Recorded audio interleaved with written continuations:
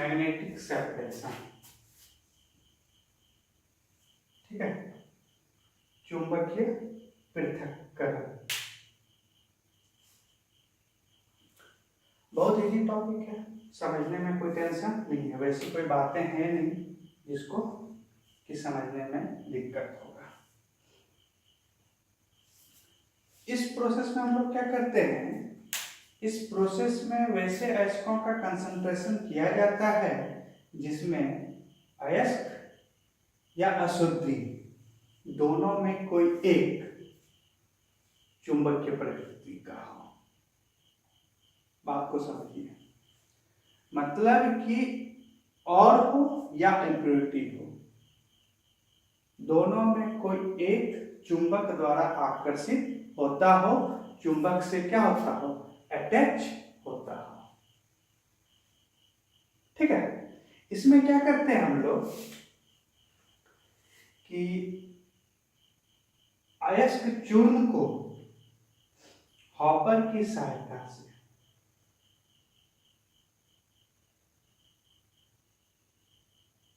ठीक है, किसकी सहायता से, हॉपर की सहायता से यहां डालेंगे अयस्क चूर्ण को, दो घूमते हुए रोलर में, रोलर के ऊपर डाल दिया जाता है,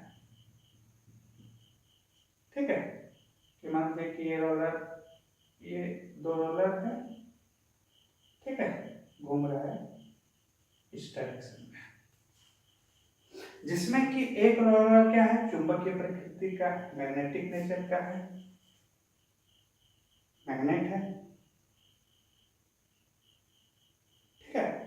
अब क्या होगा कि यहाँ पे जैसे ही अयस्क चूर्ण को डाले, अब वो कहाँ आ जाएगा, यहाँ पे आ जाएगा, तो जो चुंबक के पदार्थ है वो रोलर के साथ चिपका हुआ रहेगा और आकर के इधर एकत्रित होगा,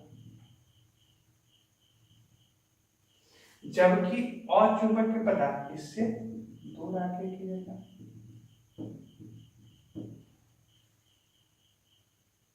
बात समझ में आई?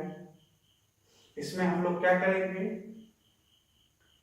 कि अयस्क चूर्ण को दो घूमते हुए रोलर के ऊपर क्या कर देंगे, डाल देंगे, जिसमें कि एक रोलर क्या है, मैग्नेटिक नेचर का है, ठीक है। अब ये क्या करेगा, चुंबक के पदार्थ को अपनी ओर आकर्षित करेगा, जबकि और चुंबक के पदार्थ को क्या करेगा, दूर फेंकेगा। इस तरह से हम लोग आसानी से अयस्क को, इम्प्योरिटी को क्या कर सकते हैं, अलग कर सकते हैं। इसमें जनरली किसका, तो आयरन, टीन आदि के अयस्कों का संग्रह किया जाता है। क्लियर? कोई दिक्कत नहीं है? बातों को समझा कर वीडियो देखिए और टॉपिक को पढ़िए, 2 बार 3 बार पढ़िए, मतलब इतना अच्छा कर लीजिए कि फिर ऑफलाइन क्लास में ये सब टॉपिक पढ़ने का जरूरत ना पड़े, ठीक है। दूसरा हो गया लीचिंग,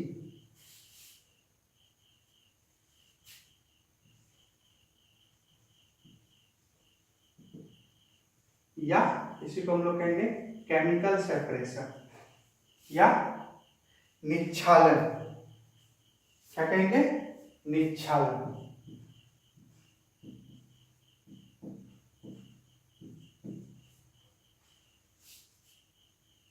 ठीक है। इसमें क्या करते हैं, इस प्रोसेस में हम लोग वैसा रिएजेंट लेते हैं, क्या करते हैं, वैसा रिएजेंट लेते हैं जो अयस्क में घुलनशील होता है, जबकि अशुद्धियां क्या होती है, अघुलनशील होती है, जिसको आसानी से छानकर अलग कर लिया जाता है। बात को समझिए, क्या किए, वैसा रिएजेंट लिए, क्या किए, वैसा रिएजेंट लिए जिसमें कि और घुलनशील हो और इम्प्योरिटी क्या हो, अघुलनशील हो। अब उसको क्या करेंगे, छान लेंगे। छानने से क्या होगा, इम्प्योरिटी ऊपर में रह जाएगा, छन्ना पात्र में, जबकि ऐश का क्या होगा, रिएजेंट के साथ घुल करके नीचे चला जाएगा। ठीक है, जिसको हम लोग क्या कहते हैं, छन्नित या एक्सट्रैक्ट। क्लियर? जैसे इसको बेटर समझिए कि बॉक्साइट होती है, क्या किए, बॉक्साइट होती है। तो बॉक्साइट, इसको समझने के लिए सबसे पहले ये समझना पड़ेगा कि बॉक्साइट और में अशुद्धि के रूप में क्या रहता है। तो बॉक्साइट और में अशुद्धि के रूप में generally SiO2, FeO, Fe2O3,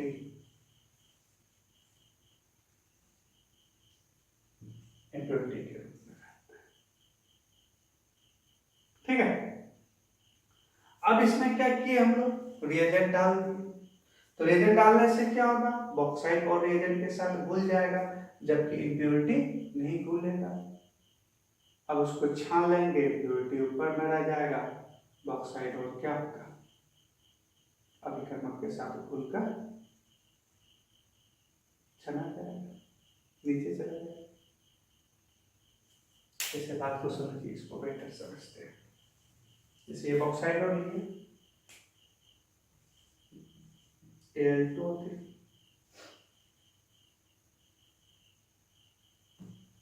solid form में है। ठीक है, H2 होता है, XH2 होता है, क्या होता है, बॉक्साइट का फॉर्मूला Al2O3 XH2, साथ में नहीं निकलना, प्लस क्या किए, NaOH, अभिकर्मक रिएजेंट एक्वस, और XH2 तो रहता ही है।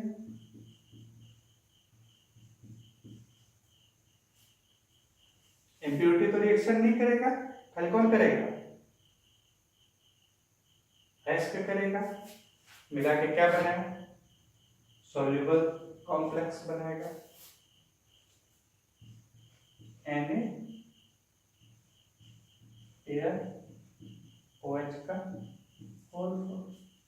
वैसे हम लोग बैलेंस नहीं कर रहे हैं, रिएक्शन नहीं समझ रहे हैं, हम लोग कभी बातों को पढ़ रहे हैं, जब रिएक्शन पढ़ेंगे सब पढ़ेंगे। फिर भी देख लेते हैं, Al कितना है, 2 टाइम्स, Na कितना हो गया, 2 टाइम्स, O कितना हो गया, 8 टाइम्स, तो इधर 5 टाइम्स, H ऑलरेडी बैलेंस्ड है, 4 2 जा 8, 3 2 जा 6, 6 और 2 8। क्लियर? अब ये जो सॉल्युबल कॉम्प्लेक्स बना,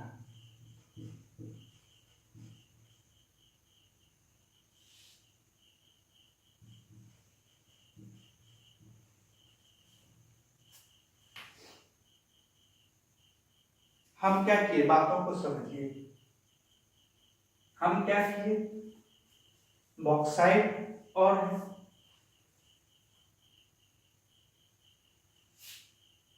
ठीक है, बॉक्साइट और में इम्प्योरिटी के रूप में क्या है, सिलिका है, FeO, Fe2O3।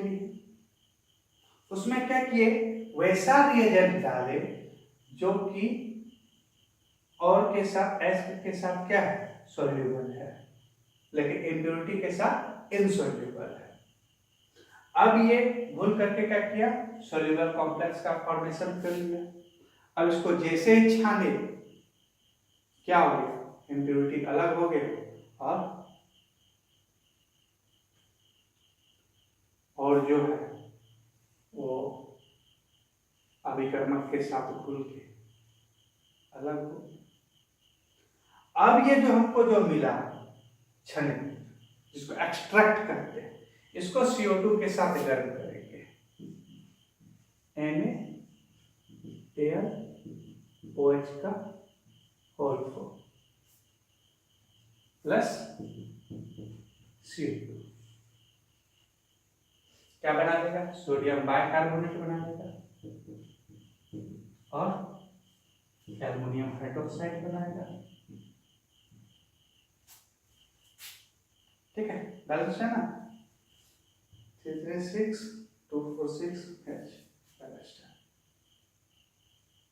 ठीक है, अब इसको जैसे हम लोग गर्म करते हैं,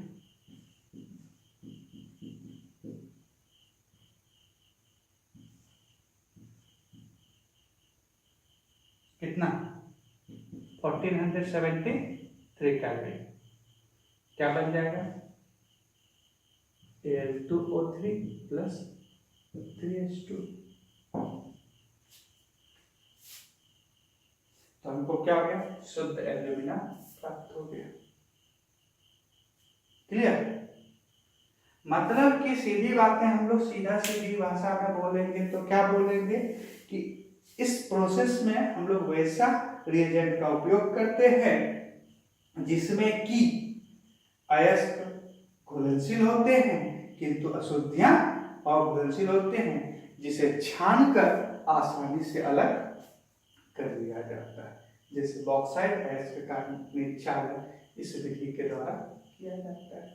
बॉक्साइट अयस्क के लिए NaOH के साथ रिएक्शन करके सोल्यूबल कॉम्प्लेक्स बना लिया, सोल्यूबल कॉम्प्लेक्स को फिर से CO2 के साथ गर्म किए तो हमको क्या है, एल्युमिनियम हाइड्रोक्साइड बन गया। एल्युमिनियम हाइड्रोक्साइड को जैसे ही गर्म करेंगे क्या हो जाएगा, हमको शुद्ध एल्युमिनियम बन जाएगा।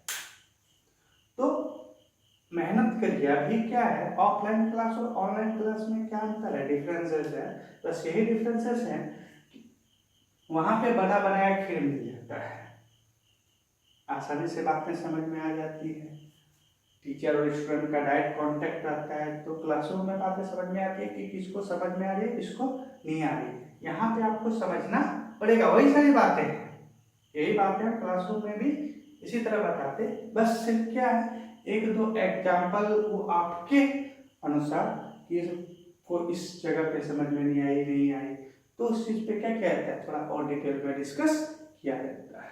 तो यहाँ पे आपको क्या है कि 2-4 बार पॉज करिए, नोट्स पढ़िए, बुक पढ़िए, थोड़ा मेहनत करना पड़ेगा। ठीक है, इन सारी बातें आसानी से हो जाएगी। ठीक है।